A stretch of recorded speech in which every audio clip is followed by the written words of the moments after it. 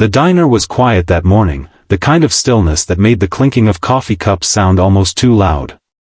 Sunlight streamed through the wide windows, catching on the chrome edges of the tables and bouncing off the glass salt shakers.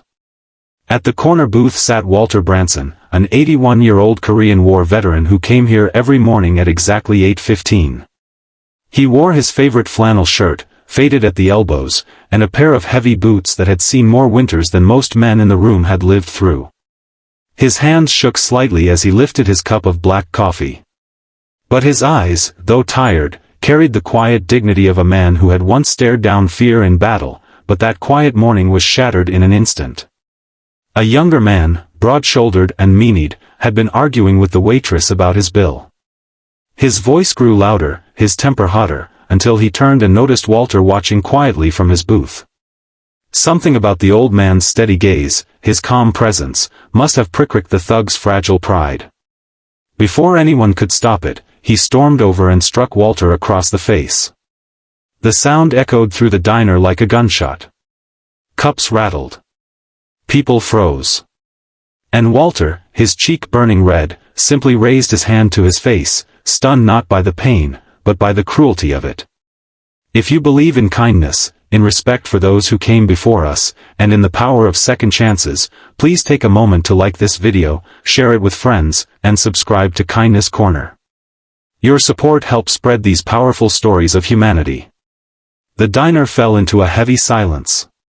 The waitress, trembling, begged the men to leave while the other customers looked down at their plates, too afraid to intervene. Walter didn't retaliate. He simply sat there, his weathered hand covering the fresh bruise, his eyes staring into the coffee he could no longer taste. He wasn't afraid for himself. He had endured far worse. But his heart ached at the state of the world, at how quickly respect seemed to vanish in the face of arrogance. Minutes turned into an hour. Walter stayed at his booth, partly because his legs felt too heavy to carry him out, and partly because he had nowhere else to be. The diner was his refuge, the place where he was known simply as Mr. Branson, the polite old man who always tipped generously, even when his pension was thin. Now even that sanctuary had been tainted by violence. But then the bell above the diner's door jingled, and in walked a group of men whose very presence shifted the atmosphere. Leather vests stitched with bold insignias, tattoos winding down muscled arms, boots that hit the floor with certainty. They were members of the Hell's Angels.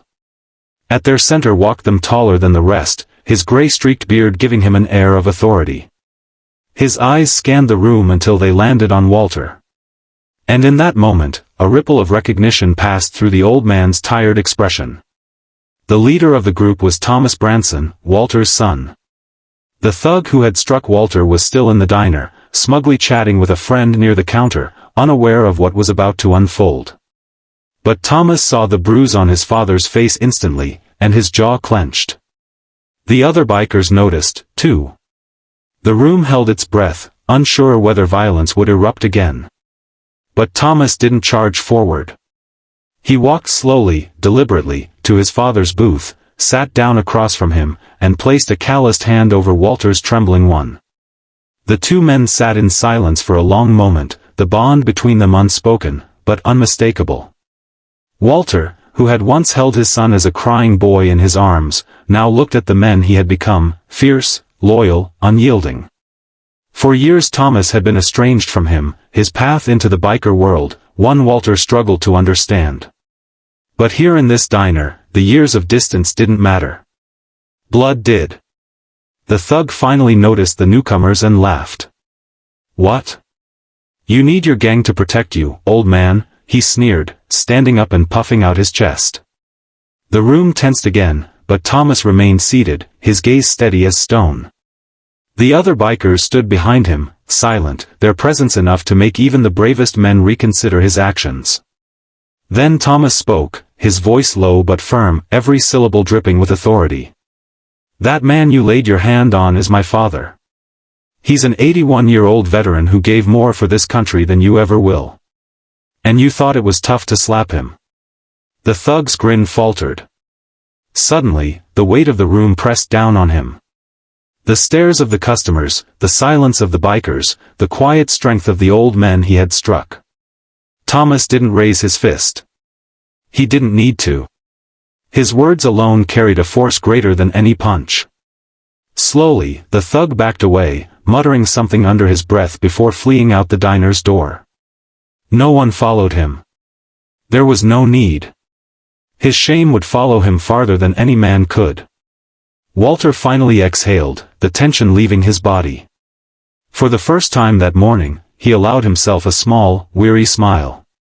His son had defended him, not with violence, but with loyalty and respect. The bond that had been strained for so many years seemed to heal in that simple act. The waitress brought fresh coffee for the table, her hands still shaking, and quietly thanked Thomas and the others. Around the diner, customers began to murmur, the fear lifting as though sunlight had broken through heavy clouds. Some even approached Walter to offer words of respect, ashamed they hadn't acted sooner. Walter looked at his son, his voice raspy but steady as he said, "I fought battles long ago, Thomas. But nothing compares to the fight of keeping your family close." Thomas nodded, emotion flickering in his tough exterior. For all the years they had drifted apart, this moment had reminded them both of what truly mattered. From that day forward, the diner became more than a place for breakfast. It became a symbol of reconciliation. Walter and Thomas would meet there often, sometimes joined by Thomas's biker brothers, who treated the veteran with a reverence he had never asked for, but deeply appreciated. And every time Walter entered, people remembered that morning when a thug's cruelty was silenced not by fists, but by the quiet power of family and respect. If this story touched your heart, please show your support by liking this video, subscribing to Kindness Corner, and sharing it with others. These stories remind us that no matter how broken the world feels, acts of love and loyalty can mend what's been lost. And before we end, I'd love for you to comment below. Do you believe kindness has the power to heal broken families? Your words might inspire someone who needs hope today. Walter Branson lived out his days with a renewed sense of peace. No longer just the lonely veteran at the corner booth, but a father who found his son again in the unlikeliest of places. And to everyone who witnessed it, that diner became a reminder that even in the face of cruelty, respect, loyalty, and love will always carry the greatest strength.